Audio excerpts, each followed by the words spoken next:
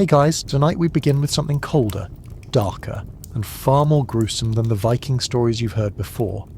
Forget the roaring longships and golden halls of Valhalla. Tonight, you're stepping into the part of Viking life that nobody ever sings about, the aftermath. The smoke has cleared, the crows are circling, and you've just been handed the worst job in all of Scandinavia. You are a Viking corpse collector. So before you get comfortable, take a moment to like the video and subscribe, but only if you genuinely enjoy what I do here. And let me know in the comments where you're tuning in from and what time it is for you. Now dim the lights, maybe put on a fan for that soft background hum, and let's ease into tonight's journey together. Congratulations, you've just woken up in the middle of a 9th century battlefield. The good news, the fighting's over. The bad news, you're the cleanup crew. Your job? Collect the dead. Hundreds of them. You stand knee-deep in mud surrounded by smoke, silence, and the metallic stench of blood that no amount of pine air freshener could ever mask. The wind bites through your furs, your boots sink with every step, and each gust seems to whisper that you've made some poor career choices. Around you, broken shields, snapped spears, and the occasional dismembered limb dot the landscape like nature's most horrifying lost and found. Somewhere nearby, a raven caws, which, in Norse culture, is basically a Yelp review from Odin himself. Viking battles were quick, brutal and personal, but the aftermath? That was an entirely different war. Once the fighting ended, someone had to handle what was left behind. Archaeologists have uncovered evidence of this grisly work at sites like Ridgeway Hill in England, where decapitated Viking skulls were stacked neatly in pits, as if someone had really leaned into organisation as a coping mechanism. You bend down to roll a fallen warrior onto a sled. His armour is stiff with frost, his beard frozen mid-snarl. You try not to think about it too much.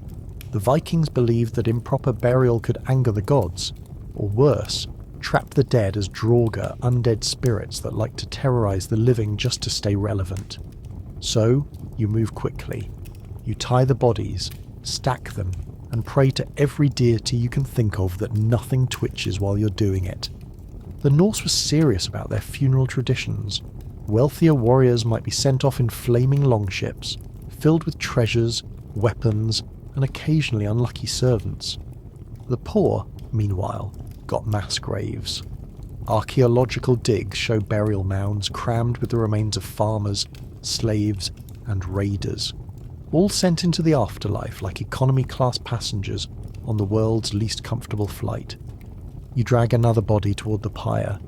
The logs are damp, the wind howls, and the fire sputters before catching with a roar that makes the hair on your arms stand up.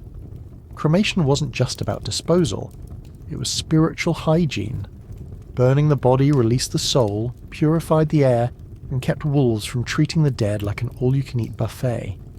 Some believed the rising smoke carried warriors straight to Valhalla.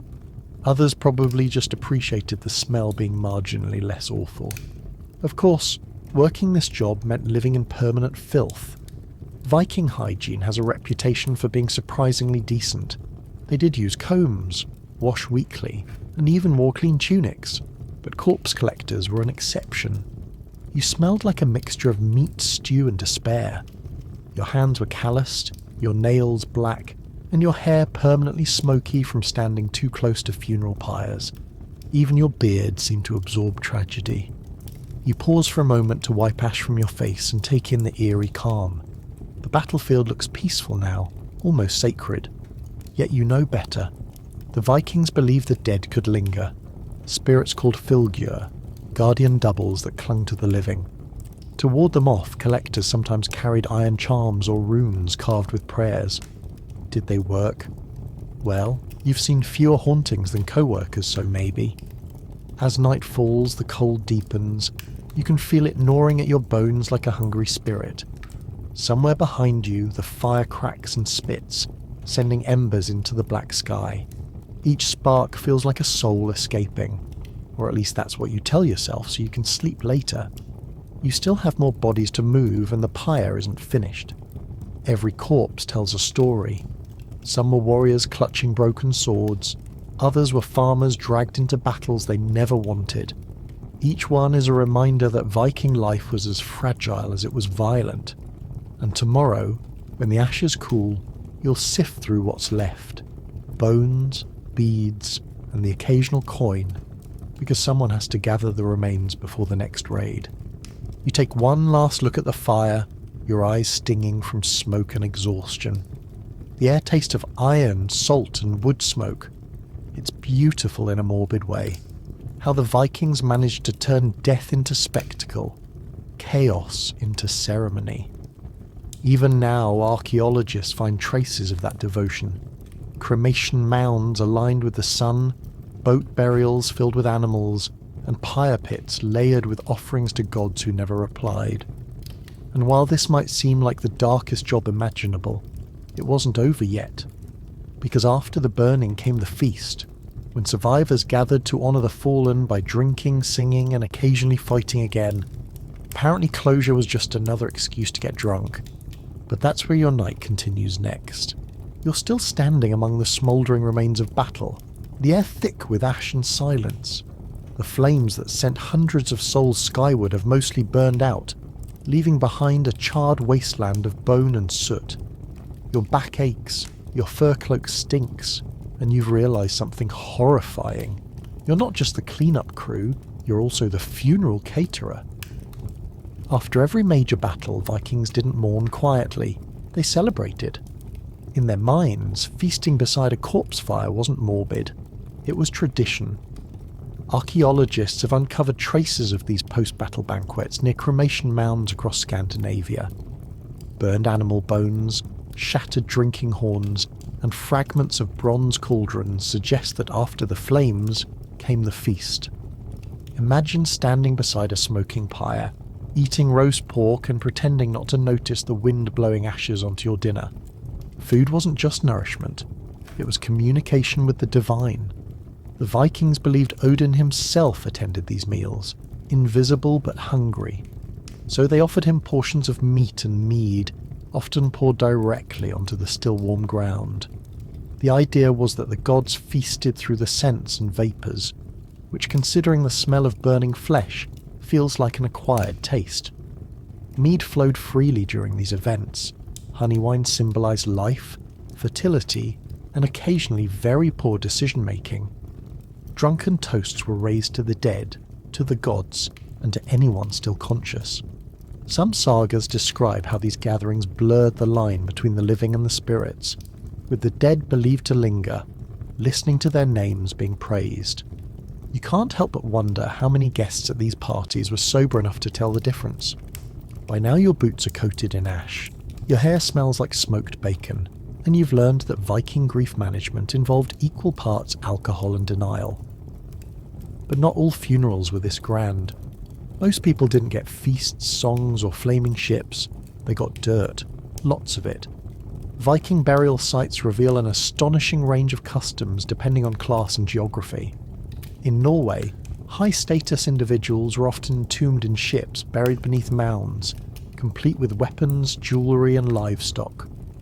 In Iceland, simpler graves were dug into the volcanic soil, sometimes with only a few grave goods and a handful of silver coins. The goal was always the same: equip the deceased for the afterlife.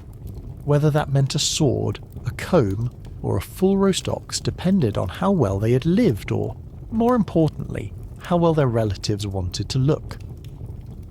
You crouch beside a newly dug grave, dropping a carved amulet onto the chest of a fallen warrior.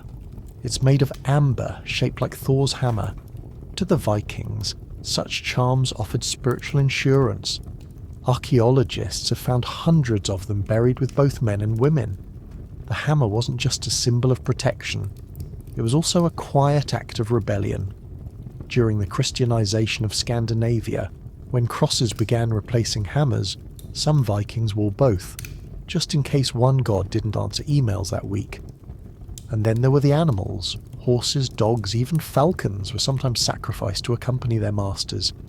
Excavations in Birka, Sweden, reveal graves where warriors were buried beside fully harnessed horses, not as mounts, but as spiritual companions.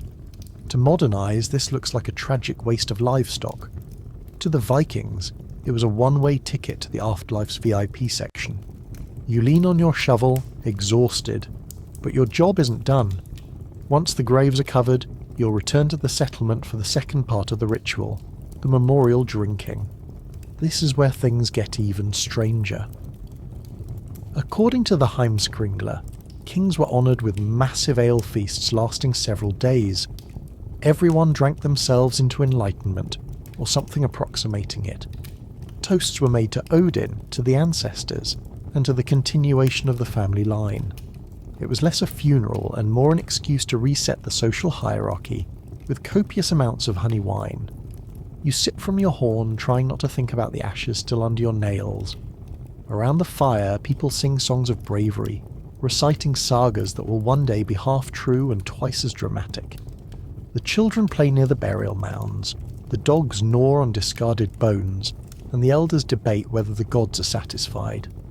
The air hums with warmth, grief, and that unmistakable Viking ability to find joy in catastrophe. What's fascinating is how archaeologists have pieced this together. Burned residue inside pottery shards reveals the chemical signatures of mead mixed with fruit, spices, and herbs like bog myrtle.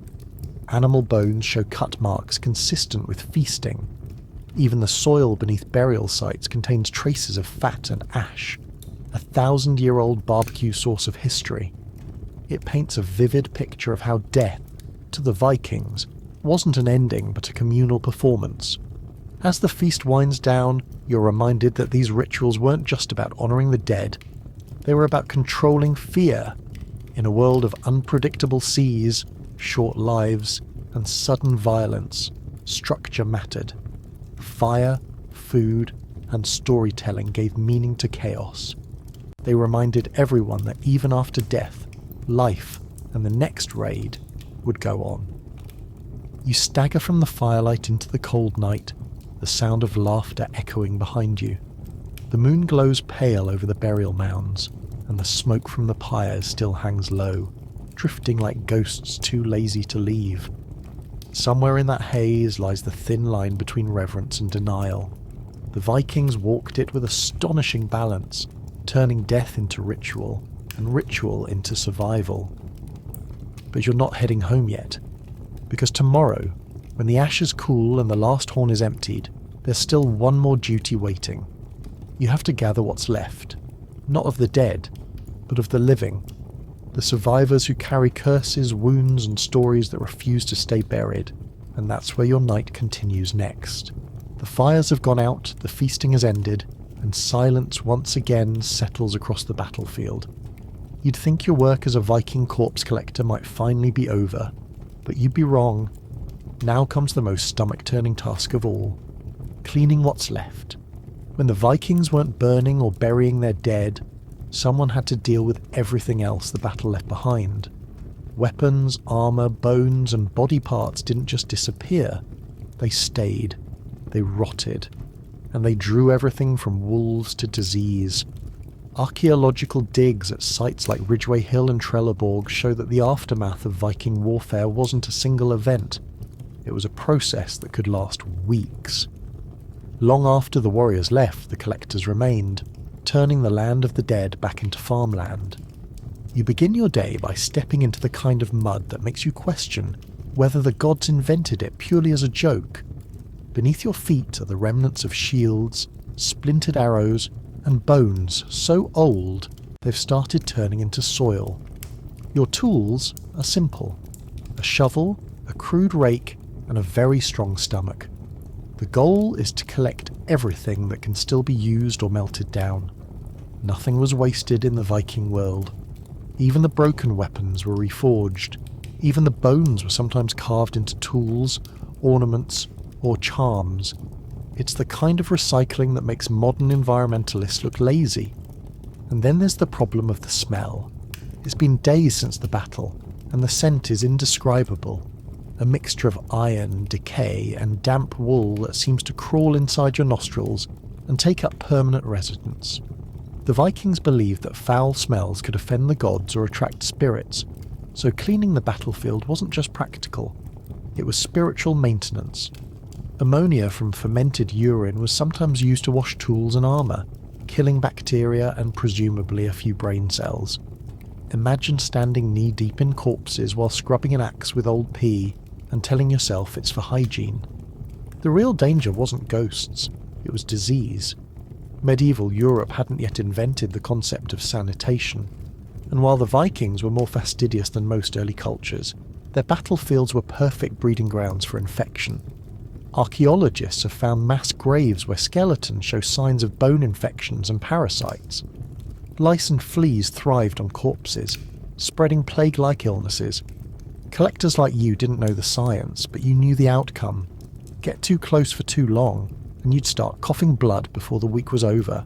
You'd tie a cloth around your face, the Viking version of a mask, and start to burn small piles of refuse. Smoke was believed to cleanse the air and drive away spirits. In reality, it just made everything smell like roasted misery. Viking superstition treated every strange odour, twitch or breeze as a sign from beyond. The Norse Draugr, those undead revenants, were blamed for sudden illness or livestock dying after a battle. People left offerings at burial mounds, from food to jewellery, to keep the restless dead from coming back for revenge.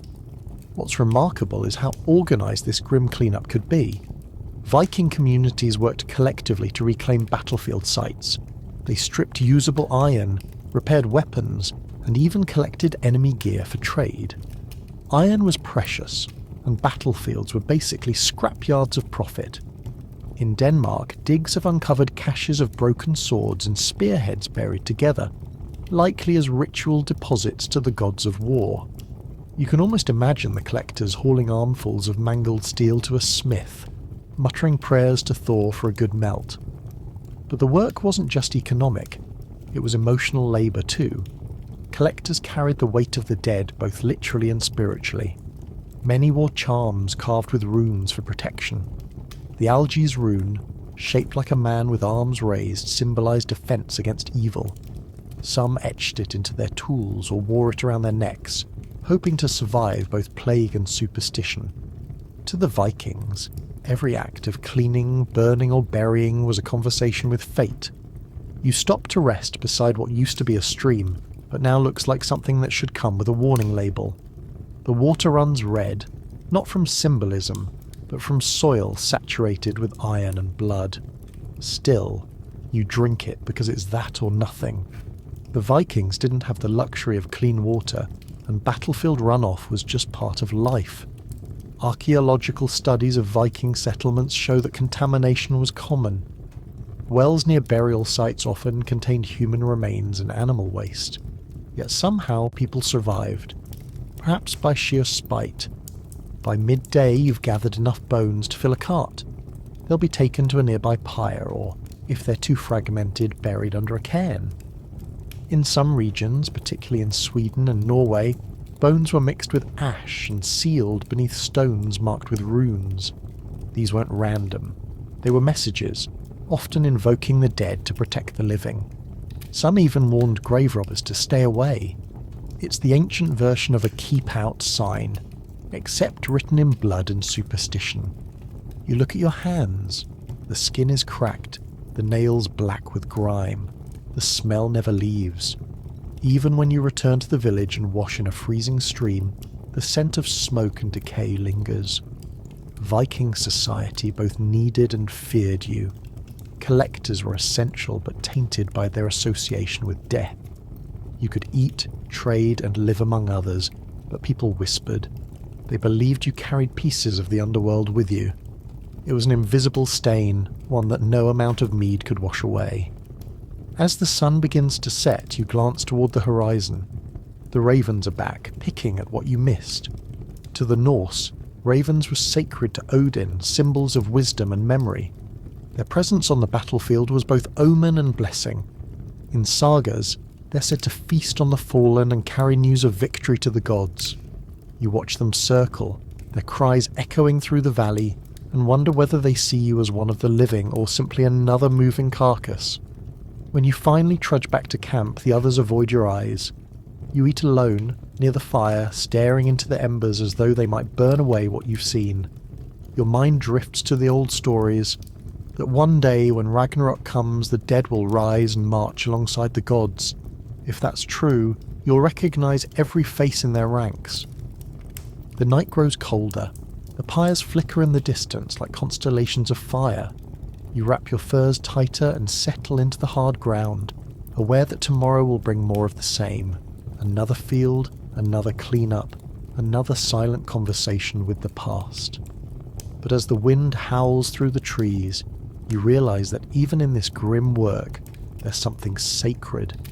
The Vikings believed that every end was part of the cycle, that life fed death, and death, in turn, fed life. You close your eyes, the smoke stinging your throat. Somewhere far off, a horn sounds. Not of war this time, but of homecoming. It reminds you that your work binds you to both worlds. The living may shun you, but the dead remember you. And tomorrow, you'll rise again with the sun to collect what remains of the fallen, to ensure their journey continues, and to keep the gods from being hungry.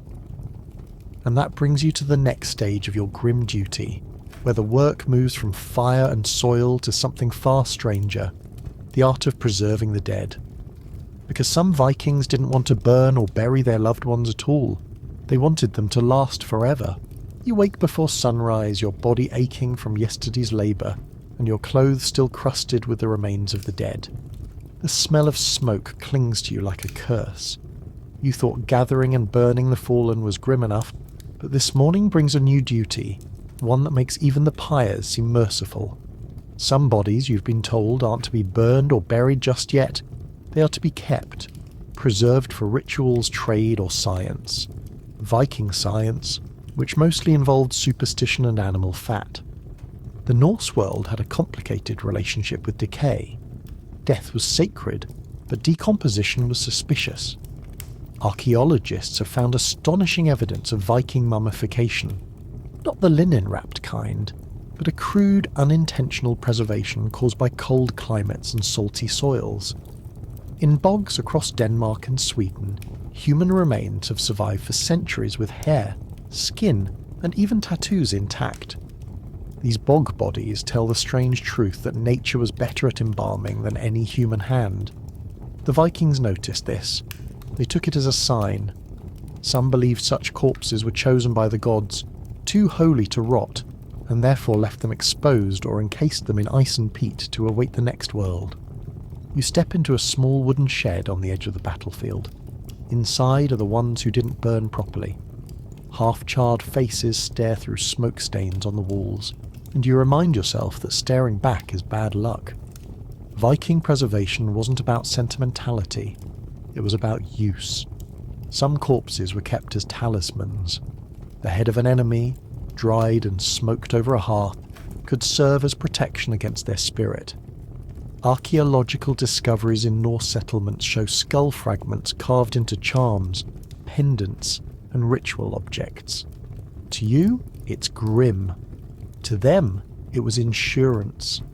The process began with scraping. Fat and flesh were cut away using knives that were frankly overqualified for the job. The remains were packed in salt, ash or snow, then stored in pits lined with birch bark, which resisted mould.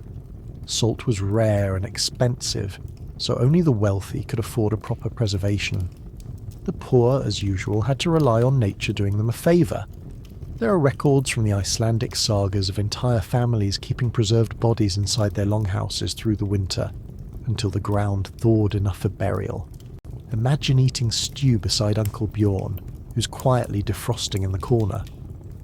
What's even stranger is that these frozen corpses often served legal or ritual purposes. In Norse law, oaths could be sworn upon the dead. A man might place his hand upon the preserved body of a relative or enemy to seal a promise before witnesses. This practice, known as sitting on the mound, blurred the line between law and necromancy. The dead, it was believed, carried truth into the afterlife and would punish oath-breakers from beyond. If you lied with one hand on a corpse, you weren't just perjuring yourself. You were angering someone who had nothing left to lose. You step outside again, gulping the frozen air just to get the smell out of your lungs. A few other collectors are dragging bodies toward the fjord, where they'll be submerged in icy water for temporary preservation. The Vikings used cold storage long before refrigeration. Fish, meat, and sometimes humans were kept in submerged wicker cages, preserved by low temperatures and oxygen-poor water.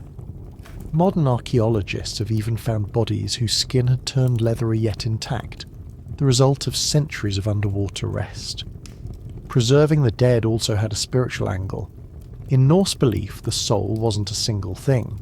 It had parts: the hugr, mind, hammer, form, and fylgja, spiritual companion. Keeping a body intact was thought to anchor these elements, preventing them from drifting into the world of spirits before the proper rites were completed. A well-preserved corpse meant a calmer afterlife, or at least fewer hauntings. Some collectors like you carried bits of preserved flesh in small pouches as charms to protect against disease or misfortune. Modern science might call that unhygienic. The Vikings called it common sense. You crouch beside one of the frozen bodies, brushing frost from its face.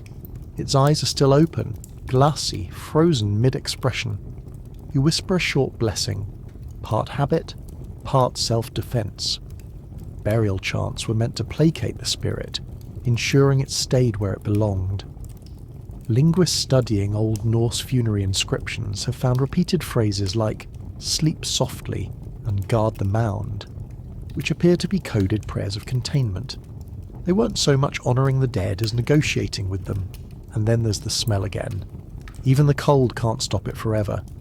The Vikings had their own methods of masking stench. Juniper branches, pine resin and tar were burned inside huts, not for comfort, but survival. Tar especially was everywhere, sealing ships, preserving wood, and on occasion slathered on the recently deceased to slow decay. In one grave in Gotland, archaeologists found a skeleton coated in resin, a grim Viking attempt at embalming that actually worked. You can almost imagine the collector who did it, proud of his handiwork, completely ignoring the fact that his hut now smelled like a chimney. The work is slow, repetitive, and strangely meditative. The dead are heavy but cooperative. They don't argue, they don't complain, and they don't try to pay you in promises. You stack what can be saved, burn what can't, and hope the gods approve. It's a strange form of peacekeeping, this work. The Vikings believed the world of the living and the dead constantly overlapped. The act of preserving a body wasn't just physical, it was cosmic housekeeping. Every limb you wrap, every skull you store keeps order in a universe that's always threatening to collapse into chaos. You pause to drink from your horn. The water is half frozen, flecked with ash, but it's wet and that's enough. The others are still at work, dragging corpses towards snow pits, muttering to themselves. In their eyes, this is divine labour. The collectors might not be warriors, but they're fighting something older and slower, the unstoppable rot that tries to reclaim everything. You begin to understand that for the Vikings, death wasn't a clean break. It was a long negotiation with time. By evening, the preserved bodies are secured, the fire has died down, and the wind carries the faint hum of the village far below. You sit on a mound and stare at the horizon, where the sky bleeds red over the sea. Somewhere beyond that sunset, traders are sailing with preserved meat and salted fish, unaware that sometimes cargo included parts of the fallen, bones repurposed as charms, ash packed in urns, fragments sold as relics. The Viking world treated remains not as waste, but as resources. It's unsettling, but undeniably practical. You brush snow from your knees and rise. The night is coming, and with it, the cold that keeps everything still. You glance at the shed one last time, where the preserved rest in eerie silence. They will not burn, not yet. Their stories are waiting, sealed in frost and ritual, until someone remembers to let them go. But as you turn toward camp, you know that preservation was only half the battle. The Vikings also feared what couldn't be preserved, the spirits that slip through cracks, the restless ones that refuse to stay put. Tomorrow your duty will shift again, not to flesh or fire, but to the hunt for the undead. Because in the north, even the dead didn't always stay dead.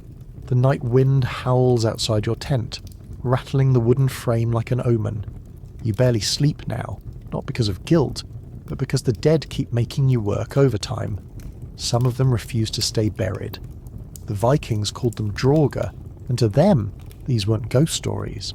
They were occupational hazards. You wake to the sound of shovels hitting frozen ground. Another grave has been disturbed. The mound has caved in, and something, or someone, has clawed its way out. You grab your torch and your iron rake, the two tools no collector ever leaves camp without. Iron, they believed, repelled spirits. You're not sure it actually works, but at this point, it's better than prayer. The Draugr were the undead of Norse mythology, physical and terrifying.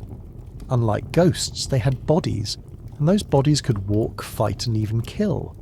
They were believed to swell with decay gases, giving them monstrous strength and an awful stench. Archaeologists studying Viking graves have found signs that these fears shaped burial practices. Corpses were sometimes pinned down with stones, dismembered, or buried face down to prevent their return.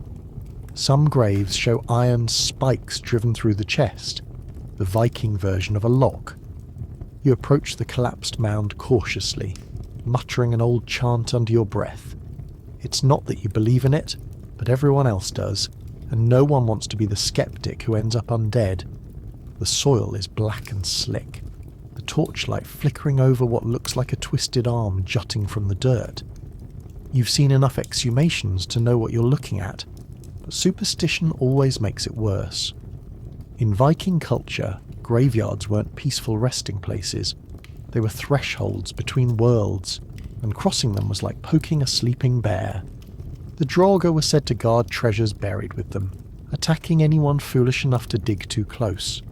Tales from the Icelandic sagas describe them lifting livestock, crushing men, and even dragging horses into their mounds. The most famous of these stories, that of Greta the Strong, tells of a man who fought a Draugr inside its tomb, a battle that ended with both warrior and corpse soaked in blood. You're not sure whether those stories were meant to warn grave robbers or entertain them, but either way the message is clear. You don't mess with Viking burials. You crouch near the mound and start to dig. The smell hits first, sour, ancient, thick enough to taste. Then the body appears, perfectly preserved by cold earth. Its skin has turned the colour of ash, the mouth twisted in what could be rage or gas build-up.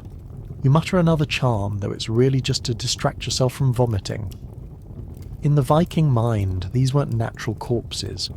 They were restless souls punished for greed or cruelty in life, doomed to wander until their remains were dealt with properly.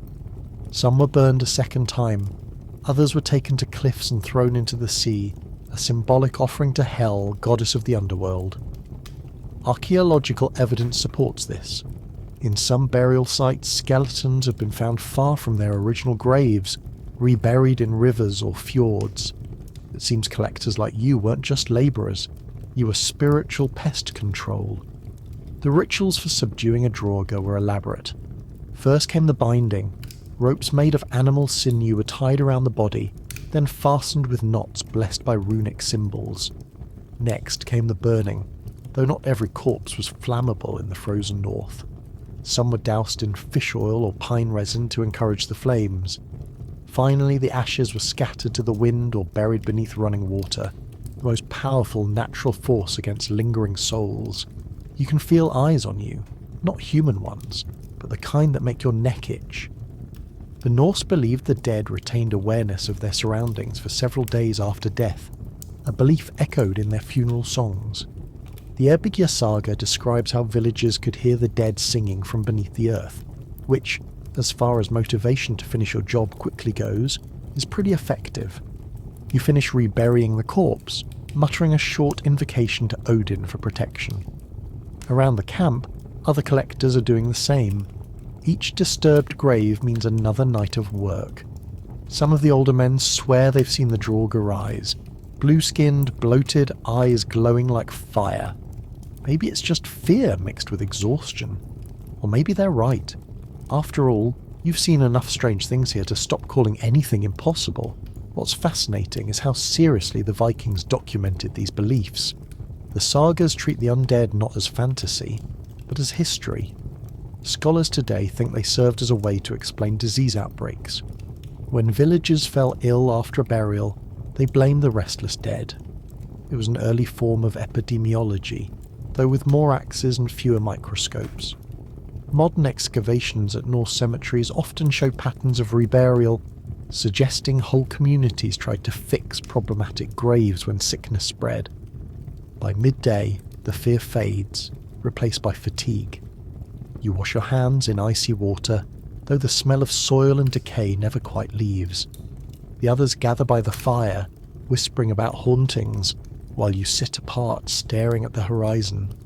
Somewhere out there, another raid is happening, which means another cleanup soon. The dead never rest long in this world. You think about how the Viking view of death wasn't entirely grim. It was transactional. If the body was treated right, the spirit found peace. If not, chaos followed. Even their gods weren't immune. Odin's hall was filled with warriors slain in battle, all waiting to fight again at Ragnarok. Death to the Norse was less an ending than a very crowded waiting room. The fire crackles and you toss a piece of wood into it, watching the sparks rise into the dark sky. Somewhere nearby, a raven croaks. You take it as a sign that Odin's pleased, or at least mildly entertained. The dead may walk, but so do you, and as long as you keep moving, you figure the gods will stay on your side. The night grows colder, the stars sharp against the black. You lie back on your bed of furs and close your eyes, though you keep the rake within reach. In the world of the Vikings, the line between life and death is paper thin, and collectors like you are the ones forced to stand on it. Tomorrow you'll be called to another task, one even stranger than undead patrol. The rituals of animal sacrifice that accompanied burials, where beasts were sent to join their masters in the afterlife. And the way they did it was something you'll never forget. The next morning begins not with the sound of war horns, but with the braying of terrified animals. You've barely shaken the sleep from your eyes when you're called to assist in what might be the most bizarre part of your work yet. The funeral sacrifices. Humans weren't the only ones sent off to Valhalla. The Vikings believed their animals had souls too, and that certain beasts were meant to follow their masters into the afterlife. Today, your job is to make sure that happens, with as little chaos as possible, which is never much. At the edge of the burial field stands a group of horses, their eyes wide, their breath fogging the air in nervous clouds. The ground is covered in frost and mud, the perfect recipe for a morning of disaster. Around them, warriors chant, women sing, and someone pours mead over the bodies of the fallen. This, apparently, is what reverence looks like. Archaeological excavations across Scandinavia and the British Isles show just how far the Vikings went with these rituals. In graves from Birka, Oseberg and Kaupang, researchers have found horses buried alongside humans, still in their harnesses, their bones showing signs of careful slaughter. The purpose was twofold. Spiritually, the animals were meant to carry their masters into the next world. Practically, it was a show of wealth. The more animals you sacrificed, the more impressive your funeral. A single horse might mark a respected warrior. A dozen meant you'd been very important, or very insufferable, in life. The Oseberg burial, one of the most famous Viking ship graves ever discovered, contained not just 2 women of high status, but also 15 horses, 4 dogs, and 2 oxen.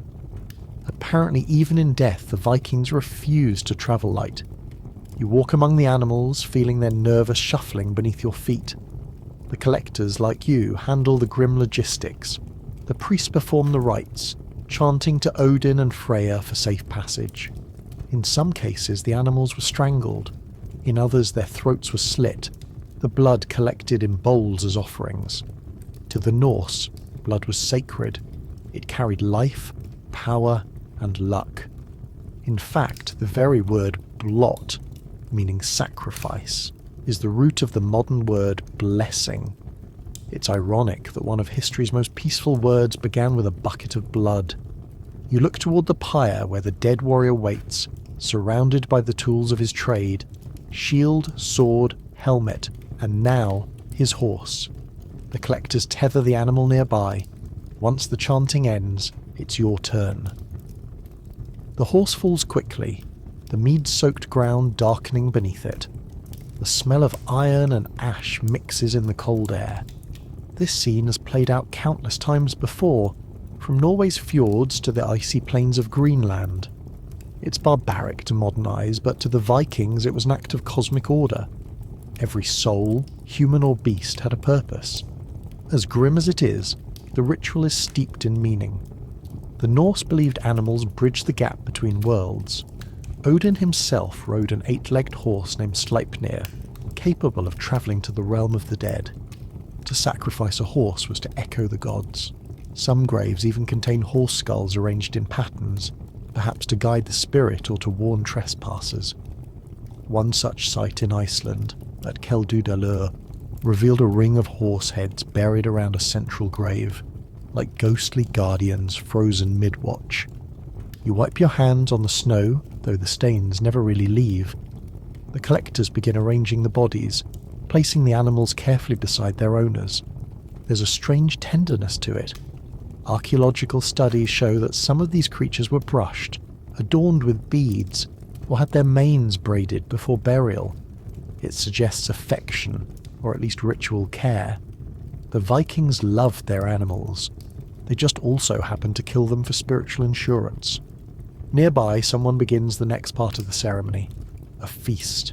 Meat sizzling over a fire, mead flowing freely, songs rising into the smoke. These gatherings served both to honour the dead and to redistribute their wealth. Meat from sacrificed animals was shared among mourners, ensuring no one left hungry. Historians believe these feasts were a vital social event. They reaffirmed loyalty, reshuffled alliances, and occasionally ended in drunken brawls. A kind of spiritual team-building exercise. You take a seat on a log, staring at the fire while chewing something that tastes like regret and goat fat. Around you, people are toasting the fallen, shouting verses from sagas older than memory. The Vikings treated death as theatre, and every collector played a part.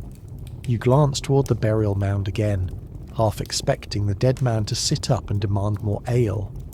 Not all sacrifices were as straightforward as this.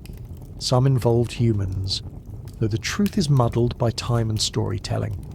Arab traveller Ahmad ibn Fadlan, who visited the Rus, Viking traders in modern-day Russia, described a shocking funeral in which a slave girl was willingly strangled to join her master.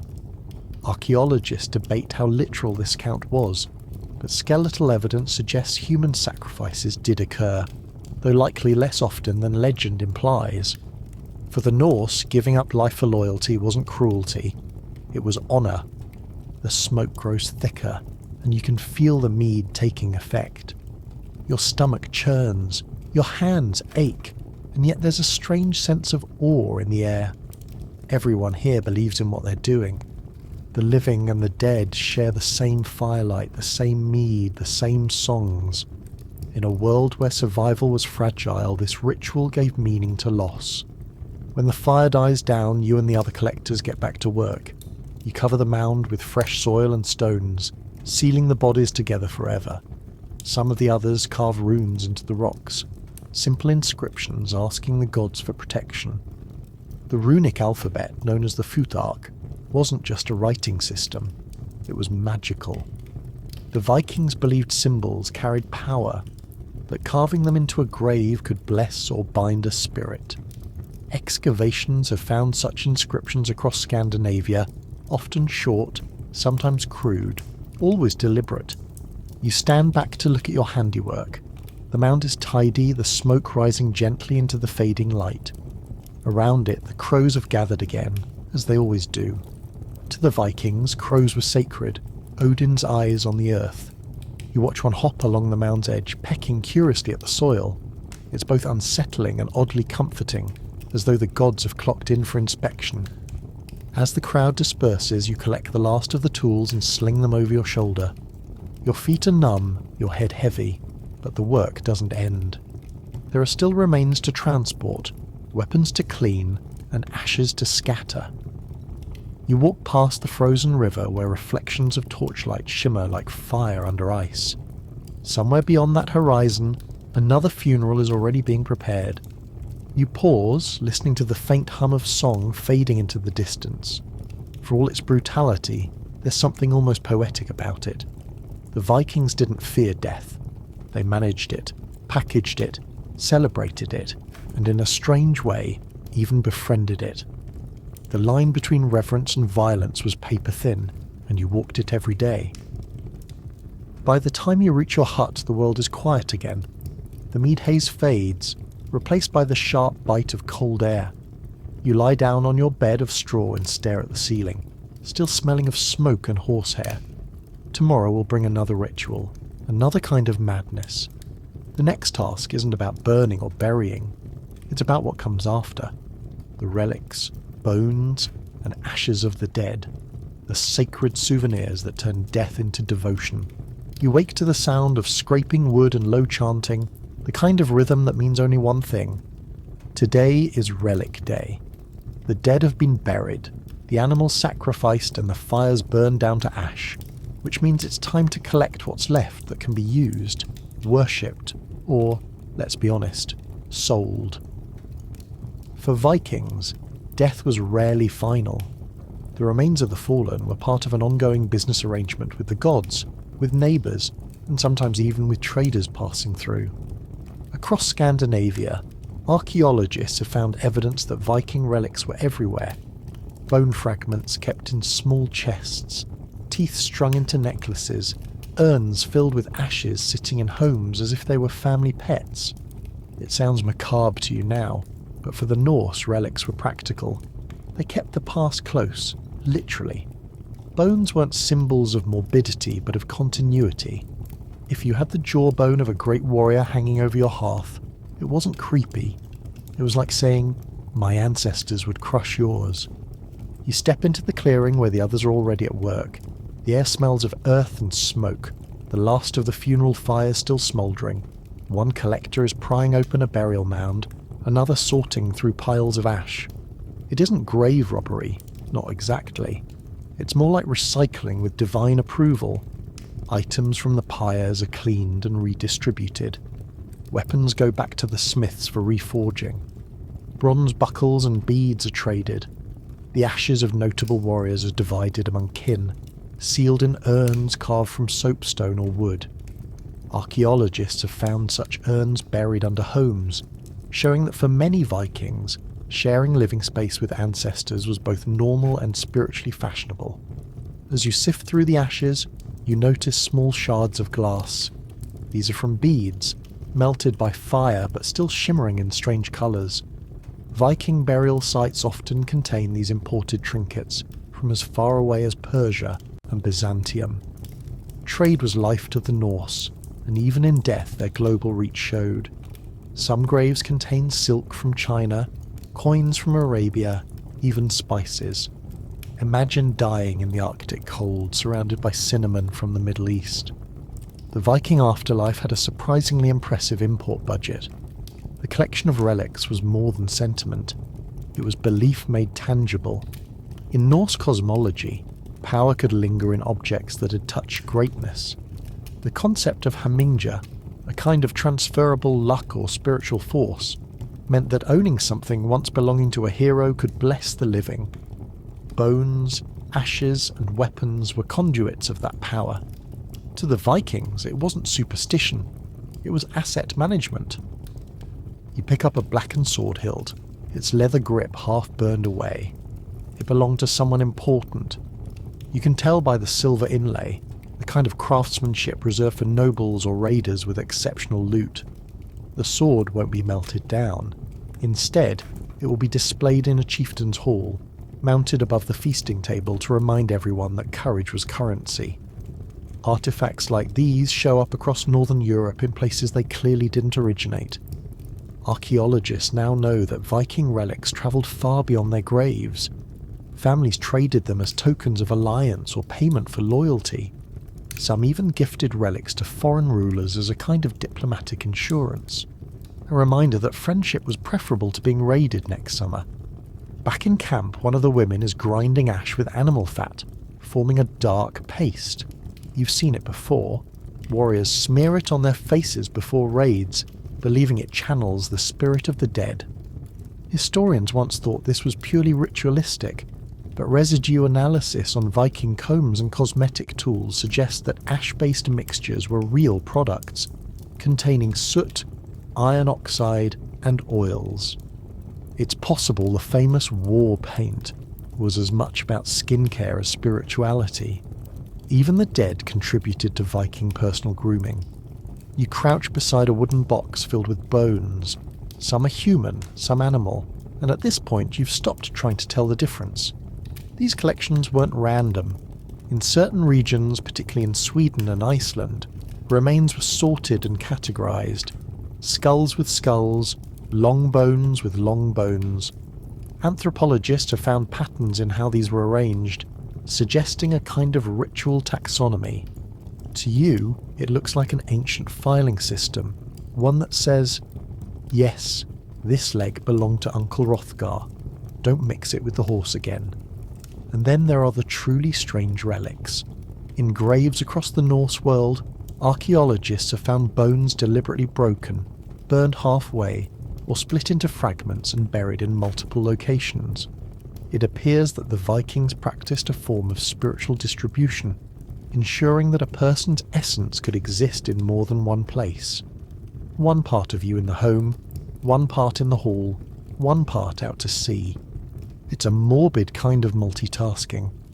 By midday, the camp is alive with activity.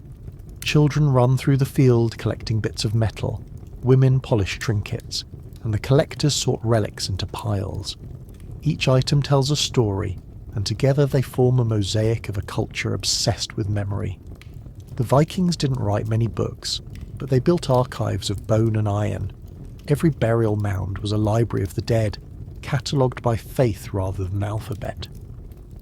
As the sun sinks low, you're tasked with carrying several urns down to the riverbank. The cold water glimmers in the fading light. Here, the ashes are released. Not all of them, just a handful. The rest will go to the family, to be displayed or kept under the hearth. This ritual of scattering symbolised returning the dead to the natural cycle. Archaeological soil samples from Viking settlements show layers rich with cremated remains, proof that these communities literally lived atop their ancestors. You kneel, tip the urn, and watch the grey dust swirl away, knowing it will likely end up in someone's drinking water by spring. The ritual ends quietly. No prayers, no songs, just the whisper of wind through the reeds. You walk back to camp, your boots crunching over frost. The firelight flickers ahead, casting long shadows that move like the ghosts you've come to know. In your pouch, you carry a small piece of polished bone, engraved with runes. It was given to you by another collector for luck, though you suspect it's mostly superstition. Still, it feels warm in your hand, as though it remembers something you've forgotten. The night settles heavy, and as you sit by the fire you can't help but marvel at how the Vikings found eternity in the smallest things. To them, relics weren't about fear of death. They were proof that nothing truly disappeared. The iron, the bone, the ash. It all circled back into the world, feeding new stories, new wars, new lives. In a way, you've become part of that cycle too, a silent keeper of a world that refuses to fade. The others begin to drift asleep, leaving you alone with the crackling fire and the faint smell of resin. Somewhere in the distance, the ravens call again. You toss another log onto the flames and watch the sparks rise, knowing tomorrow will bring another task. The living still need the dead, not for relics this time, but for wisdom. The old seers and shamans are preparing a ritual that requires bones, smoke, and perhaps the strangest thing you've ever seen. Prophecy drawn from the ashes. The fire has burned low, its last embers glowing red against the frost. The relics have been sorted, the ashes scattered, and the camp should be silent. But the seers are gathering, and your night is far from over. The next task for a corpse collector has nothing to do with digging or burning. tonight is about listening to the dead. Viking spirituality was deeply tied to the belief that the dead never truly left. They lingered, whispering through smoke and wind, their wisdom waiting to be heard by those brave or foolish enough to ask. Archaeological evidence and written accounts from Norse sagas reveal that divination was a common practice among Viking societies. The dead weren't just mourned, they were consulted, and you, as the one most familiar with corpses, often found yourself stuck as the assistant to the rituals that summoned them. You sit on the cold ground as the vulva, the seeress, prepares her tools. She's wrapped in furs, her hair braided with bits of bone and amber. Around her, candles made from animal fat flicker in the breeze. At her feet lie carved staffs, small bowls of ash, and a pile of burnt bones from the day's collection. These rituals weren't superstition to the Vikings.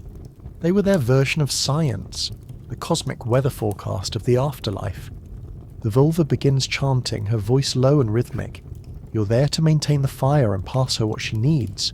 This is part of your role as a corpse collector. You're not just a labourer, but also a bridge between the living and the dead. The ashes in the bowl once belonged to a warrior, perhaps even someone you helped burn. The bones crackle softly as they heat in the flame. The Vikings believed that the dead could communicate through the sound and movement of bones. This isn't metaphorical. There are written records describing seers listening to cracks and pops like priests listening for divine messages. In Norse cosmology, everything was cyclical. Death wasn't an end, but a shift. The soul, divided into parts, could linger or travel depending on how the body was treated. The Huga carried personality, the Vilja was the guardian spirit, and the Hammer was the spiritual shape or essence that could move between worlds. The seer's role was to interpret these layers, reading omens in the ashes like a scholar reading runes. Modern researchers have even found small divination pits in ancient settlements, stone-lined hollows filled with burnt animal bones, ash and resin. These were spiritual laboratories, the Viking version of a seance chamber. You hand the seer a jawbone, polished and still warm from the fire. She lifts it to her lips and blows across it, producing a low, hollow tone. The sound is haunting, like a wind trapped in a cave. Archaeologists believe that some Viking graves included hollowed animal bones shaped into flutes. These weren't toys. They were used to summon or pacify spirits. It's a reminder that Viking rituals weren't quiet affairs. They were performances filled with sound, scent and spectacle. The chanting grows louder, echoing across the valley. Others from the camp gather to watch, their faces half lit by firelight. To outsiders, it would look like madness. People talking to bones, burning herbs and murmuring to the wind. But to the Vikings, this was serious business. Prophecies guided raids, determined when to plant crops, and even decided who would lead. The vulva was both feared and revered, capable of blessing a chieftain or cursing an entire village. Her knowledge was sacred, but it came at a cost. As the fire flares, the seer throws herbs into it. Juniper, mugwort and angelica, all native to Scandinavia. These plants weren't chosen at random. Chemical analysis of ancient residue shows they contain compounds that can induce mild hallucinations. The seers weren't just channeling the dead. They were chemically encouraged to see them. You sit back, your eyes stinging from the smoke, half believing the shapes you see dancing in the flames. The ritual turns to runes next. Small pieces of bone and wood carved with symbols are cast into the ash. Each rune carries meaning: protection, chaos, victory, loss.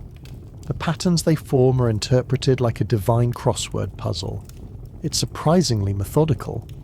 The Vikings didn't view fate as something fixed, but as something negotiated. The runes were like reading the fine print of destiny.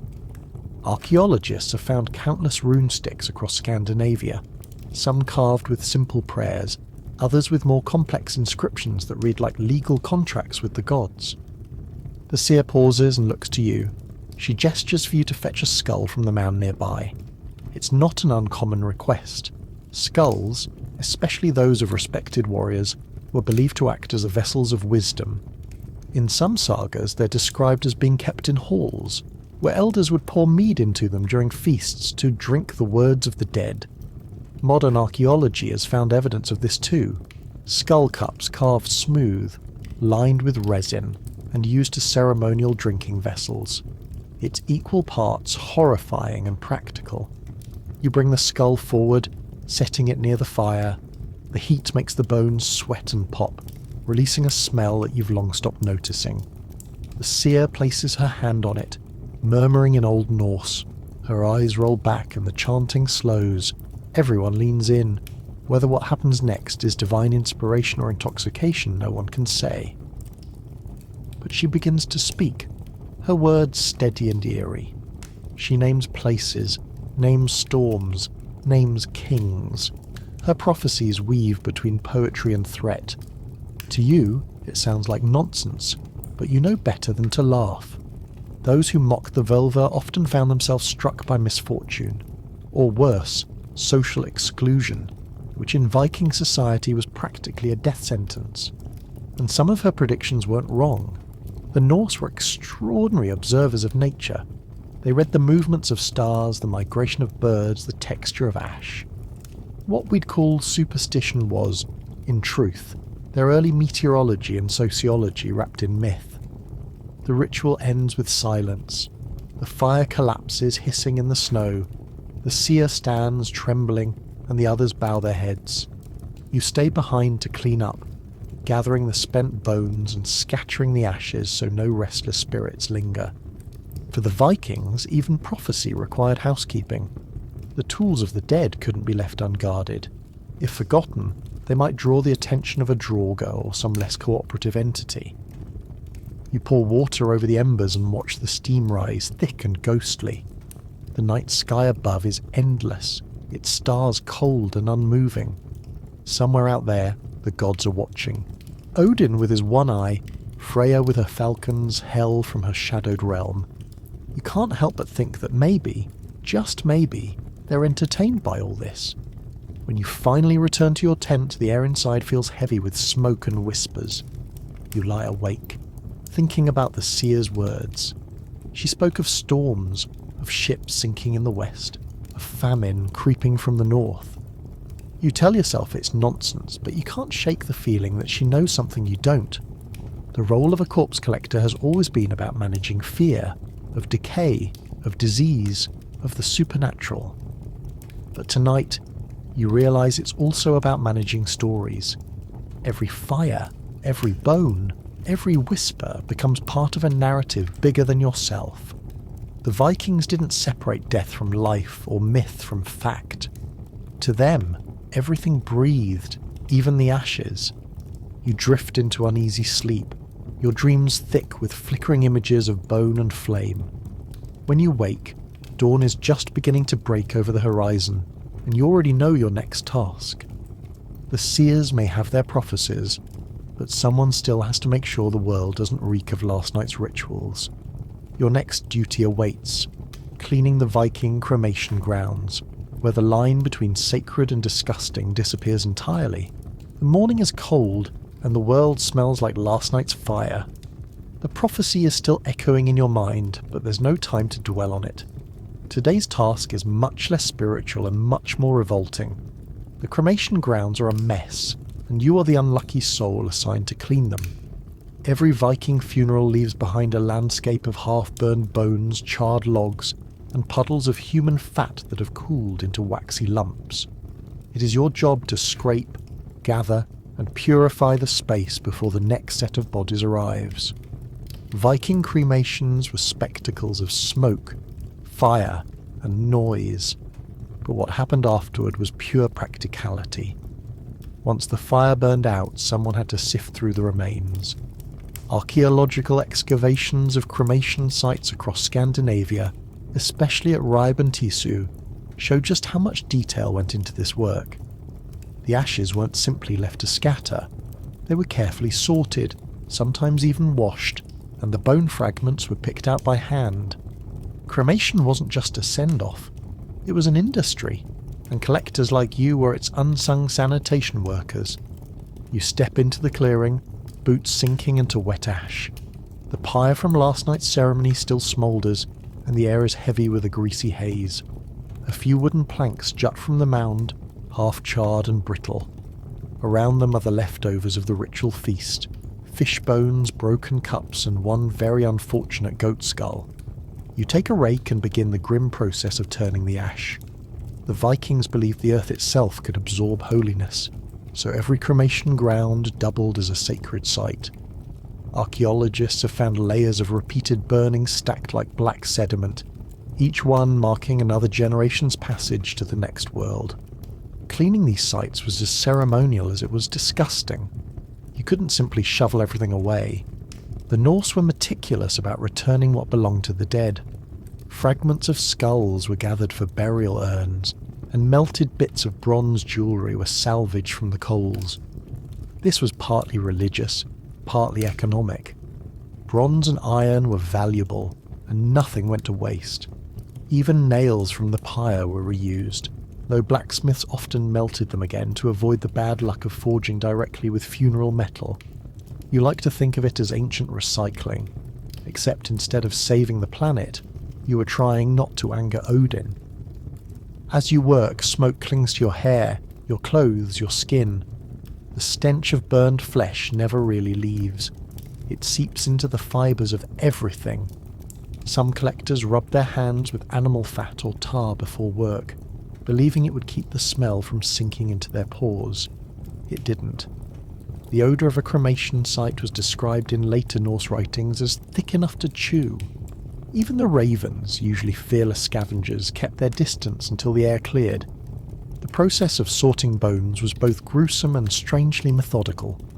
You crouch near the ashes and begin picking through fragments of white, grey and blackened material. Burned bone behaves differently depending on temperature. At lower heat, it turns brown or grey. At higher heat, it becomes white and brittle, almost chalk-like. Archaeologists use this same colour spectrum today to reconstruct how Viking pyres were built and how long they burned. Studies show that many pyres reach temperatures of over 800 degrees Celsius, hotter than most modern crematoriums. It's impressive if you ignore the screaming. Once you've collected the fragments, the next step is separation. The Vikings often kept the bones of the upper body separate from the legs, perhaps symbolising the division between thought and movement, or heaven and earth. Some cremation sites show skull pieces gathered in special urns, decorated with spiral carvings or animal motifs. You imagine these being placed on household altars, where families poured ale over them during festivals. It's oddly touching in a morbid kind of way, keeping Grandpa on the shelf but giving him beer. You stop to stretch your back and look around. The ground is covered in thin wisps of smoke rising from pockets of embers. In the distance, two collectors carry an urn between them, their faces streaked black. The urns themselves are works of art. Made of clay, bronze or soapstone, they were often etched with runes or wrapped in linen. One particularly stunning example from the island of Bornholm was covered in spirals representing wind and fire, symbols of transformation. The Norse didn't fear cremation, they celebrated it. Fire purified, cleansed, and made the soul lighter for travel. But not every Viking was cremated. Over time, burial replaced burning, especially as Christianity crept into Scandinavia. Excavations show a clear shift from pyres to inhumation graves around the 10th century. It wasn't because people stopped believing in Valhalla. It was because priests started preaching that burning your loved ones was a quick way to void your heavenly membership. Still, for centuries, cremation remained a defining mark of Norse identity. To die without fire was for many worse than dying at all. You return to the ashes, scooping them into baskets for transport. The remains that can't be identified are often scattered in sacred places, rivers, hills, or crossroads. This wasn't random. Vikings viewed water as a passage between worlds. Streams carried spirits toward the sea, and the sea led to Helheim, the realm of the dead.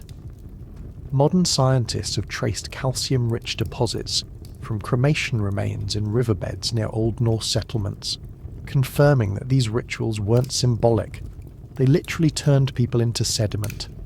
The final stage of your work is purification. Once the ashes are removed, the site must be made ready for the next ceremony.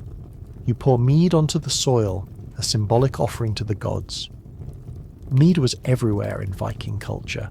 Drunk, traded, blessed, and occasionally spilled over decomposing corpses. The honey-based drink was sacred to Odin, who was said to have stolen it from giants to give poetry and wisdom to mankind. In this moment, you're not just washing away the mess, you're restoring balance. When the ground is clean, you stack new wood nearby for the next pyre. Each log is carefully chosen. Birch burns fast and bright, pine burns long and smoky, and oak burns hot enough to melt bronze. The Vikings understood fire better than most medieval societies.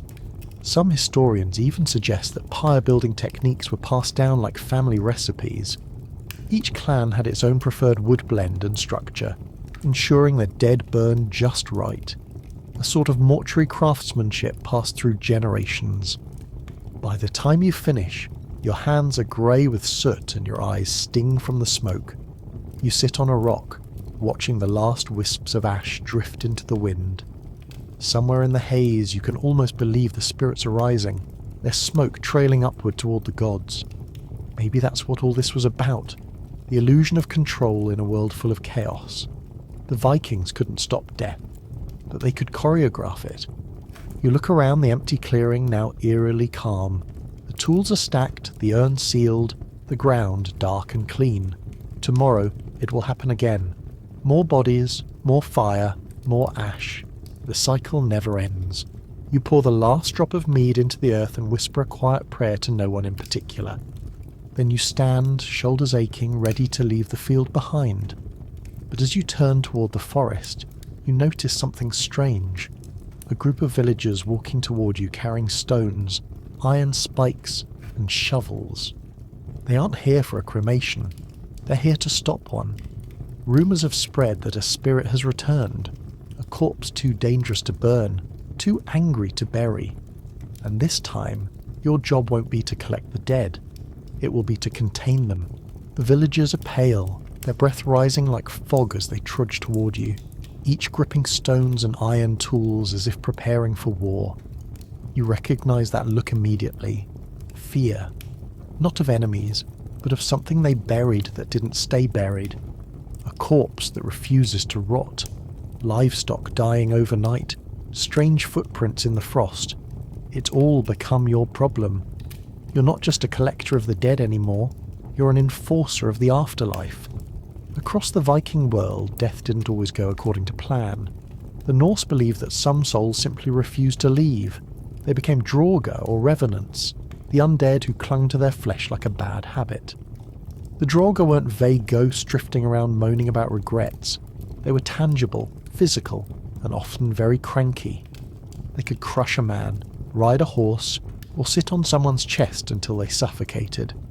Essentially, ancient Scandinavia's version of zombies, but with more body hair and stronger opinions about burial etiquette. You follow the villagers to the mound. The ground is churned up, the soil black and loose. The stones that once sealed the grave have shifted, and the air carries that sour smell of disturbed death. One of the elders swears he saw the dead man walking near the river last night, dragging his burial shroud behind him. You don't doubt him. The Norse took these sightings seriously. Archaeological excavations across Norway and Iceland reveal graves intentionally sabotaged to stop the dead from leaving. Bodies pinned with heavy rocks, limbs bound with iron wire, even decapitations where the skulls were placed between the legs. It was equal parts horror and practicality. If the dead couldn't walk, they couldn't complain. You kneel beside the mound, scraping back the dirt. The corpse beneath looks almost preserved. The skin leathery and grey, the nails long and curled. The villagers murmur prayers to Odin and Thor, though neither god was known for their pest control services. The body's eyes have sunken, but its shape is disturbingly intact. In this climate, it's not unusual. Cold weather and peat soil can mummify a corpse naturally, turning it into a grim local celebrity. In some bogs, Entire faces remain eerily lifelike even after 1,000 years. The Vikings didn't know chemistry, but they knew something unnatural when they saw it. You instruct the villagers to fetch iron spikes. In Norse belief, iron was sacred, not only useful for weapons, but capable of warding off evil. The superstition runs deep across early medieval Europe, but the Vikings added their own flair. Some graves contain iron scissors or nails deliberately placed across the chest or neck, believed to cut the spirit's link to the body. You found plenty of these in your work, often combined with stones stacked over the ribs like ancient paperweights. It wasn't laziness that kept Viking corpses underground. It was engineering. As the men return, you begin preparing the counter-ritual. The mound must be opened, the corpse examined, and the restless energy neutralized. Some say the Draugr feed on greed or jealousy, emotions that linger after death. To stop them, collectors sometimes burned personal items or scattered salt and ashes over the grave. You mix a handful of ash from the cremation grounds into the soil. The logic is morbid but clever. One set of dead cancels out another. The villagers work in uneasy silence, their faces lit by torchlight. You catch a glimpse of the corpse's teeth, worn but intact, stained with something dark. The sagas mention Draugr biting their victims, draining vitality rather than blood. Modern historians suspect this may have been a reflection of disease, like tuberculosis, where victims wasted away mysteriously. But to the Vikings, infection wasn't biology, it was vengeance. The dead man was angry, and someone had to pay. You motion for the spikes. The iron glints as you drive it through the body's chest, the sound dull and heavy. Then another through the thighs, another at the throat. It's grim work, but necessary. Excavations in Iceland have uncovered skeletons pinned this way, some with iron blades still embedded centuries later. It's one thing to read about ancient superstition. It's another to feel the hammer vibrate through your arm as you reenact it. Once the spikes are in place, the villagers lower a heavy slab of stone over the body. This too is authentic Viking practice. Some stones found atop graves weigh hundreds of kilograms. They weren't placed for decoration. They were to keep the dead exactly where they belonged. In some cases, the stones were inscribed with runes invoking Thor's hammer, a divine stay-put order. The belief was that words carved in stone could outlast the spirit itself. You pour a final libation of mead over the grave, watching it soak into the dirt. Mead was used in every stage of life and death, from birth feasts to funerals. It symbolized peace, a liquid handshake between worlds. In one saga, it said that pouring mead over the grave could calm a restless soul, sweetening the mouth of death. You prefer to think of it as bribery. The villagers slowly disperse, whispering their thanks, their faces still pale but less strained. You stay behind to tidy the tools, staring at the sealed mound. Somewhere beneath, iron cools against cold flesh, and the earth settles. The Norse world was full of such uneasy truces. Between gods and men, between the living and the dead, death wasn't final. It was a negotiation that never stopped. As you walk back toward camp, you consider how much time and effort the Vikings spent managing fear. Every ritual, every charm, every superstition was a way of keeping chaos at bay. They didn't fear death itself, but the loss of order that followed it. Archaeologists studying these practices call it ritual control. You'd call it job security. The night sky above is bright with stars. Somewhere far off, wolves howl, and you try not to think about whether they're chasing deer or digging up something less cooperative. You reach the campfire, warming your hands as the wind carries the smell of peat and smoke. The others are already asleep, but you can't shake the feeling that you're being watched. It's a familiar sensation, that prickling awareness that never leaves collectors. In the Viking mind, the dead were everywhere. Not gone, just shifted into another realm. The sagas speak of the Hugbui, the mound dwellers, who lingered protectively over their graves. Some guarded treasures, others guarded grudges. You've met both, in your own way. You stretch out on your bed of furs trying to rest, but your thoughts drift to how much of this world revolved around death. The weapons forged, the songs sung, the wealth hoarded, all of it designed to outlast a life that could end with one bad winter. Even the gods were destined to die someday. Ragnarok wasn't a distant myth. It was a reminder that nothing stayed buried forever. Your eyes grow heavy as the fire dims. The iron spikes are cooling in the graveyard. The villagers have gone home, and the forest is quiet again. For now, balance has been restored, but morning will bring new work. The dead may sleep, but the living never stop needing you, and tomorrow's task will take you somewhere even stranger. To the floating funerals, the legendary ship burials where the dead set sail, not just into myth, but into flame. Morning breaks with a low mist crawling over the fjord, the kind that makes the sea look endless and the world feel older than it should. You barely have time to shake the ash from your cloak before someone shouts your name. A new body has arrived, but this one is not to be buried in dirt or burned on land.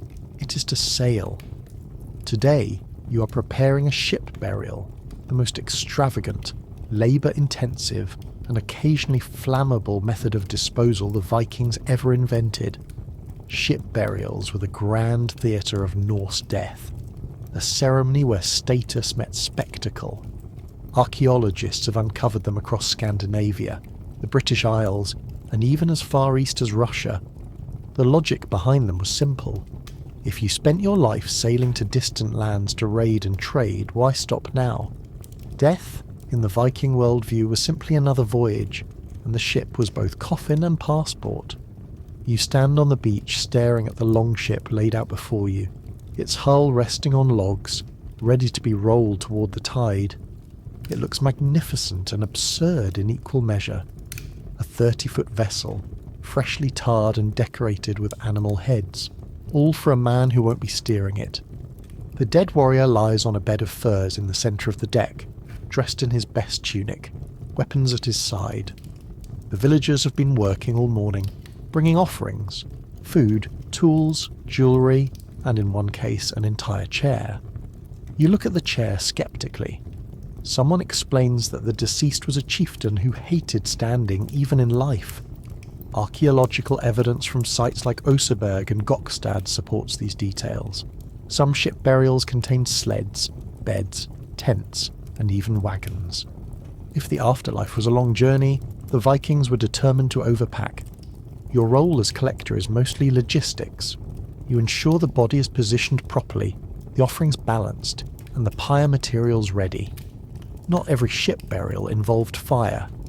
In some, the vessel was buried intact, mounded over with earth. In others, it was set ablaze and sent drifting into the sea.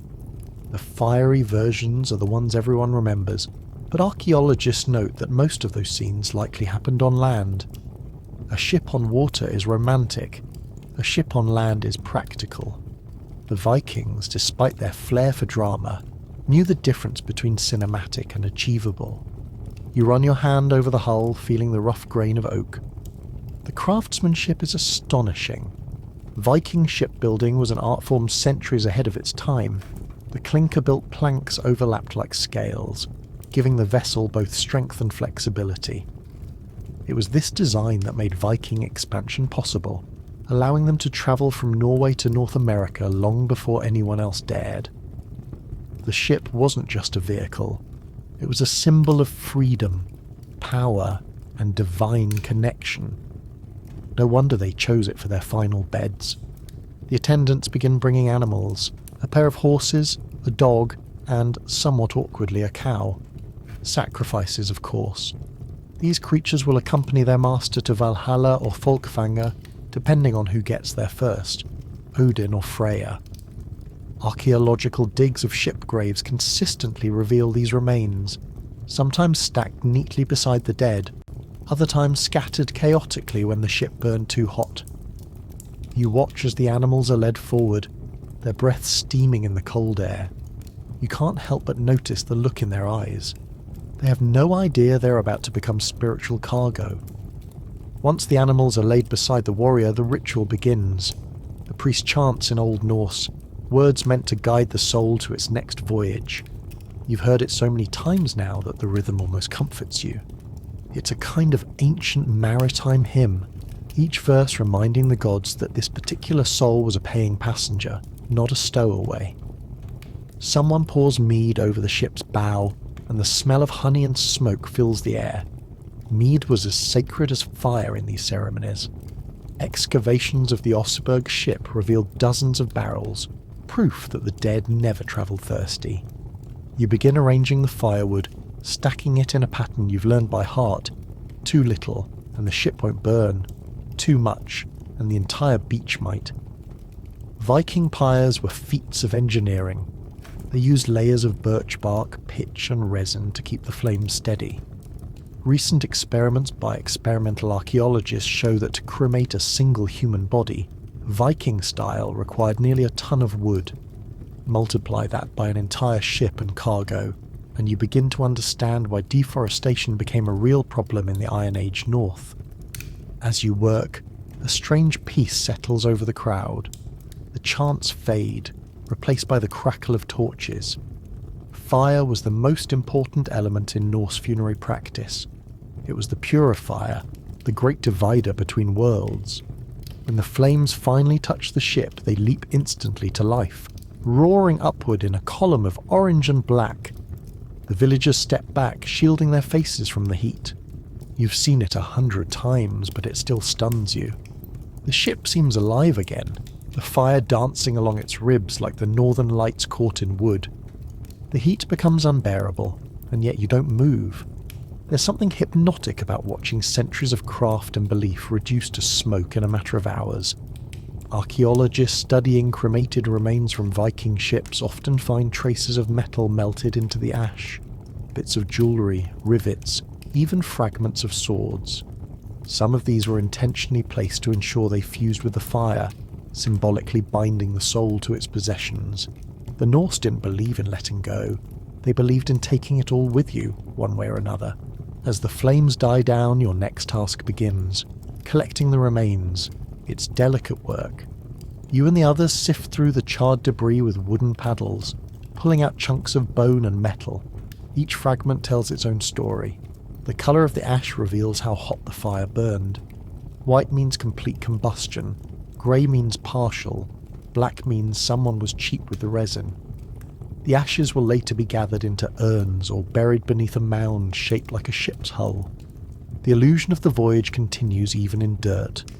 Standing amid the smouldering remains, you find yourself thinking about how much labour went into a single death. The Vikings made funerals into full productions. Every part of the ceremony reinforced social order. The dead reminded the living who held power, wealth, and divine favour. Even in death, hierarchy remained. Archaeologists can identify rank just by looking at the goods buried with someone. Swords and silver for warriors, weaving tools for women, and occasionally nothing at all for thralls and servants. Equality, it seems, was not a Viking virtue. The smoke begins to drift toward the fjord, spreading into the low clouds above. The smell lingers, salt, tar and burned resin, a strange perfume that marks both ending and beginning. The villagers leave offerings at the shoreline, coins, bread, sometimes a lock of hair. Coins were especially common, possibly an echo of older trade with the Greeks and Romans. Even Vikings seem to think a little currency might help in the afterlife. You stay behind until the embers fade. The ship is gone, but the imprint remains on the ground, a long scar of ash shaped like a hull. You pour water over it, listening to the hiss as steam rises into the night air. For a moment you imagine the warrior sailing through clouds of flame and mist, vanishing into whatever comes next. Then you remember your next task. The burial mound nearby has collapsed from last week's storm, and bones have begun to surface. Tomorrow you'll need to re-inter them, rebuilding the earth and rearranging the relics. The work never ends. The dead keep rising in one way or another. As you leave the beach, you glance back once more at the blackened sand. Vikings turned death into art, and art into ash.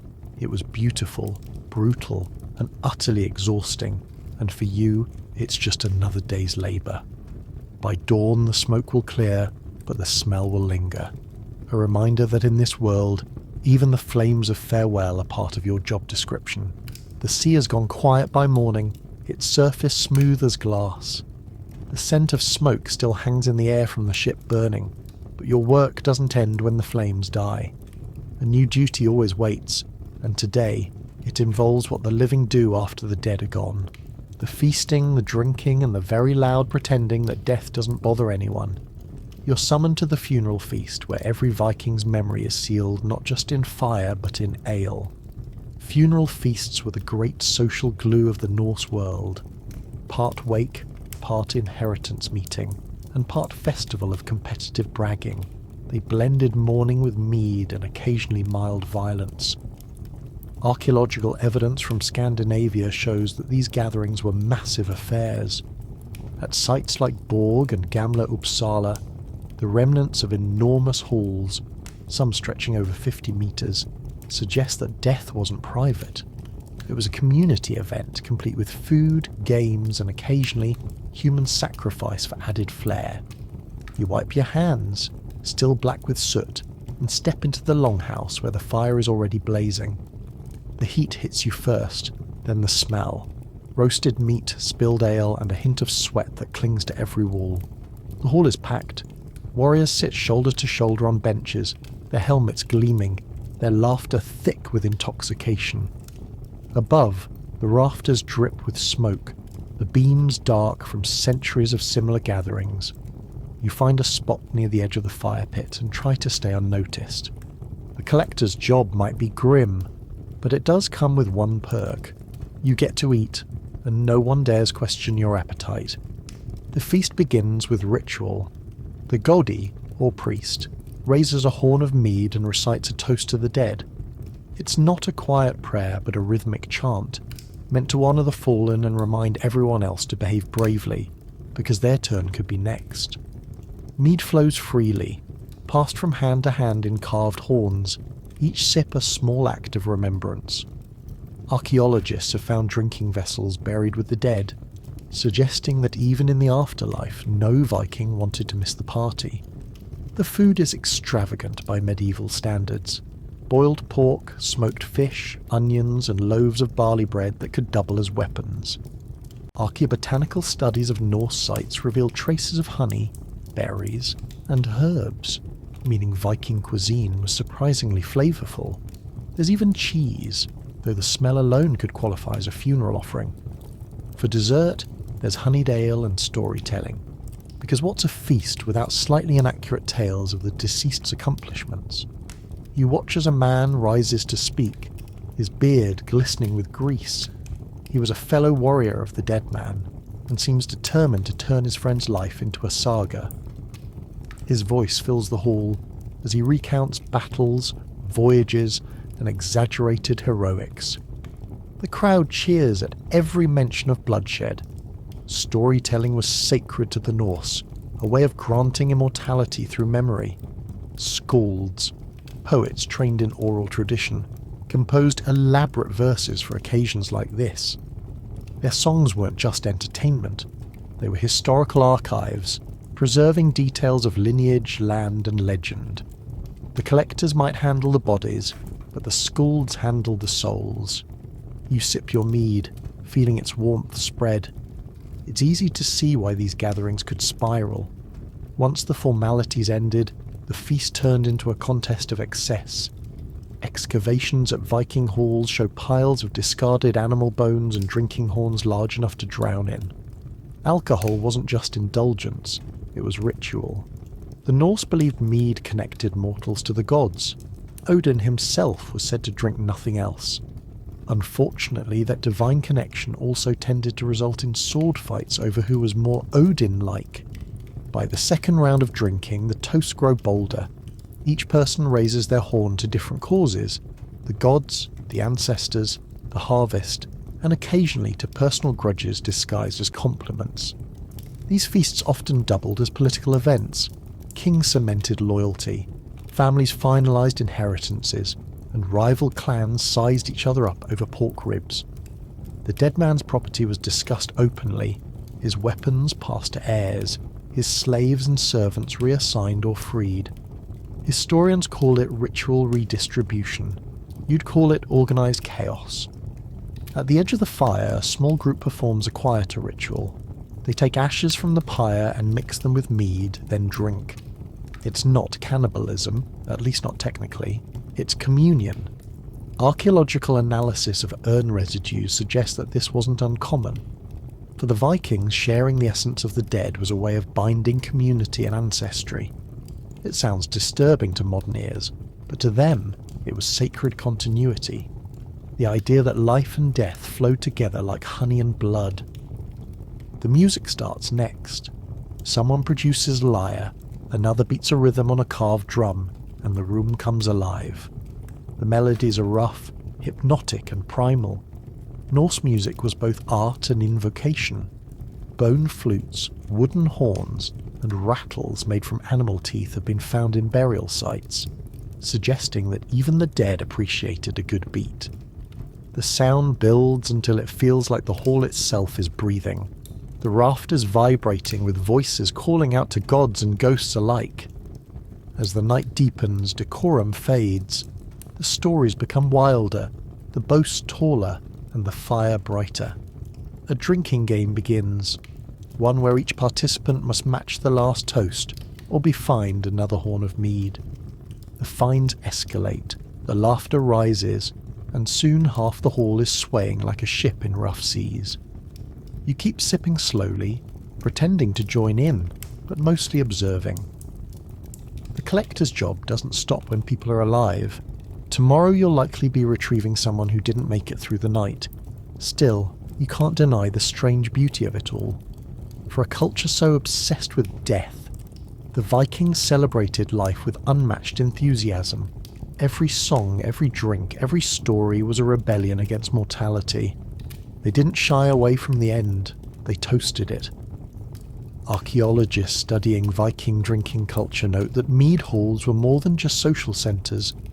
They were symbolic of connection between people, gods, and the ever-present dead. By the time the fire burns low, the feast has turned to slumber. Warriors lie in heaps, snoring into their shields. A few unlucky ones are already outside, feeding the snow with the contents of their stomachs. The hall smells of smoke, sweat, and triumph. You stand, stretching your stiff legs, and look at the empty seat where the chieftain's spirit is said to sit, watching over his guests. For a moment, you swear you see a flicker in the shadows. Maybe the reflection of flame, maybe something else. Either way, you nod politely before stepping outside. The cold air bites as you leave the hall, the silence almost shocking after the roar of the feast. You glance toward the burial mound, its outline faint in the moonlight. Inside, the ashes have cooled. The rituals are done. Yet somehow the presence of the dead lingers, woven into every song still echoing in your head. You walk toward the shore where tomorrow's work waits. The bodies from last week's raid have been brought in for processing, broken, frozen, and salted by the sea. The feast may have ended, but the cycle continues. Fire, ash, ale, and silence. This is your world, and it never really stops turning. The morning after the feast is never quiet. The mead may be gone, but the consequences are not. You step out into the grey light, and the smell of the sea is strong enough to remind you where you are. In a world where death is never fully cleared away, only rearranged. The tide has washed in a new delivery. Half a dozen bodies from the last raid, bloated and tangled in seaweed, waiting for someone to make sense of the mess. That someone, unfortunately, is you. Viking corpse collectors were not just morticians. They were coastal janitors, part undertaker and part fisherman, retrieving the dead who refused to stay on land. Drowned warriors were a common sight in Norse society. The sea, after all, was both livelihood and graveyard. Ships went down with alarming frequency. Storms, raids, navigation errors, or just poor timing with the gods. Any of them could leave the coastline littered with corpses. Archaeological finds along Scandinavian shores tell the same story. Skeletons with traces of salt crystal and barnacle growth, bones scattered among shells and driftwood. proof that the North Sea had as many human remains as fish. You pull one of the bodies toward the sand, its armour still clinging in patches, the smell like something that's been politely decaying for a week. The first rule of coastal collection is simple. Check for valuables before the crabs do. Not out of greed, but respect. Viking burial laws required that anything of worth found with a body be returned to the family or used for proper rites. It's not looting, it's bookkeeping. Archaeologists have found countless graves that support this ritualized thriftiness. Brooches, coins, and even weapon fragments found near beaches suggest organized recovery efforts. Death, in Viking culture, came with an inventory list. As you work, you can't help but marvel at how much the Vikings owed to the sea, and how much it owed them back in corpses. The Norse believed that drowning was both an honourable and ambiguous death. To die at sea was to surrender to Aegir, the sea giant, and his 9 daughters, who personified the waves. In some sagas, Aegir's realm was described as a shimmering hall beneath the ocean, filled with drowned warriors still feasting on ghostly ale. Other stories were less comforting, suggesting that those lost at sea wandered forever, unable to reach Valhalla or Hell. To prevent that fate, collectors like you performed a ritual called the net blessing. You'd throw a loop of rope or fishing net over the body and pull it ashore, symbolically catching the soul before it drifted too far. Dragging the next body onto land takes effort. The limbs are stiff, the eyes long gone, and the smell rivals the cremation grounds after a rain. The Vikings were practical about decay. They knew that water preserved corpses in unsettling ways. Archaeological digs in peat bogs and marshlands across Denmark and Norway have revealed bodies with skin still intact after centuries, preserved by tannins in the soil. These accidental mummies show how eerily lifelike the drowned could appear. It's little wonder that Norse folklore is full of tales of sea ghosts returning home, dripping salt water on doorsteps and whispering to their widows. Once the bodies are ashore, the real work begins. You and the other collectors strip away the seaweed, cut away the armour, and check for signs of injury. Some will be burned, others buried. The decision depends on status, superstition, and how badly the body smells. Cremation is preferred, but seawater-soaked corpses don't burn easily. You've learned that lesson the hard way. Wet bodies hiss and sputter on the pyre like overcooked fish. Some Viking sites show evidence of this improvisation. Partially burned remains mixed with sand and charcoal, the result of impatient cremations.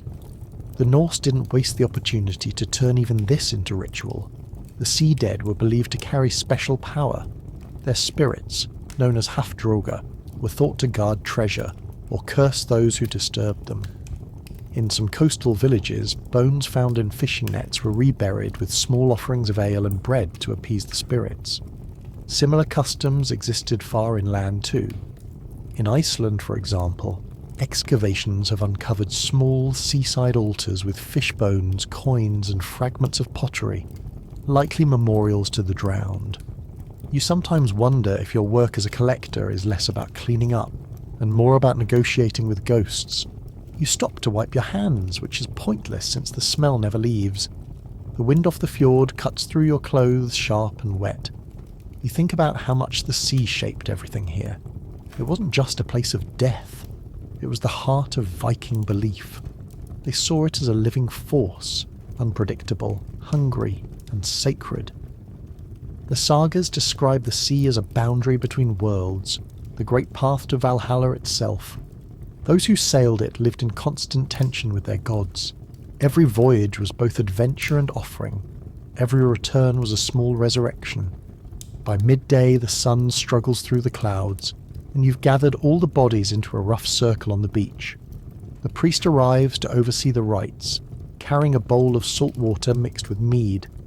He splashes each corpse in turn, muttering a prayer to calm Aegir's daughters. The ritual is meant to keep the sea from reclaiming them. Archaeological evidence supports this practice too. Some Viking graves near coastal settlements contain small shell fragments and sand mixed with ash, signs that seaside funerals were common. The priest finishes his chant and you move to the next stage, burial. There's no time to dig full mounds. The tide waits for no one. You carve shallow pits in the sand, line them with driftwood, and cover the bodies with stones. Later, when the families arrive, they'll decide whether to build proper graves or cremate what's left. For now, you simply mark the sites with small rune-carved stakes. The runes are not fancy, just initials or simple symbols, but they matter. The Vikings believed runes carried power beyond words. A carved line in wood could bind a spirit or bless a place. Some collectors carried small rune sticks for protection, etched with symbols of Thor's hammer or the rune algaes for defence. You have one too, hanging around your neck, worn smooth from years of use. As you work, a raven lands nearby, watching with that unnerving intelligence they seem to possess. To the Vikings, ravens were sacred to Odin, messengers of war and death. Seeing one at a burial was considered an omen of favour, or at least acknowledgement. You nod to it politely because you've learned it's best not to offend anything that might be listening. When the final body's covered, the villagers gather around the tide's edge and pour the last of their mead into the surf. The foam carries it away, a small golden streak fading into the grey waves. The sea takes back what it wants, and you're left with the silence of the shore. The work is done for now, though you know the tide will bring more. It always does. You stare out over the water, thinking of how many lives it has claimed and how many it has carried. To the Vikings, the sea wasn't cruel. It was inevitable. They built their entire culture around mastering it, and still never truly escaped its reach. The same ships that carried their warriors across continents also served as their coffins. The same salt air that fed them also preserved their dead. You can almost hear the rhythm of their world in the waves, relentless, cyclical, and deeply indifferent. As you gather your tools, the sun slips behind the clouds again, leaving the beach in pale shadow. The raven takes off, circling once before disappearing toward the cliffs. You shoulder your pack and start back toward the village, the sand crunching underfoot. The fires from last night's feast have burned out, leaving only smoke curling into the sky. But even as you walk, you know what comes next. There's talk of a plague spreading from a distant settlement, carried by traders, by rats, or maybe by something worse. And when it arrives, the work of the corpse collectors will change forever.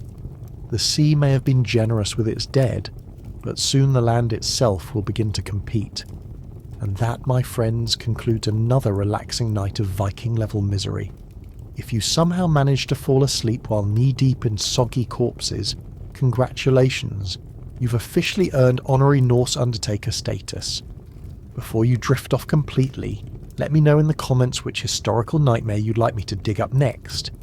Maybe medieval dentistry, or the surprisingly violent world of ancient yogurt. And if you enjoy winding down to the soothing sounds of historical suffering, be sure to check out the other stories on this channel. There's plenty more where that came from. Plagues, peasants, parasites, and all the things your history teacher wisely left out. Sleep well, and may your mattress not smell like a Viking's funeral pyre.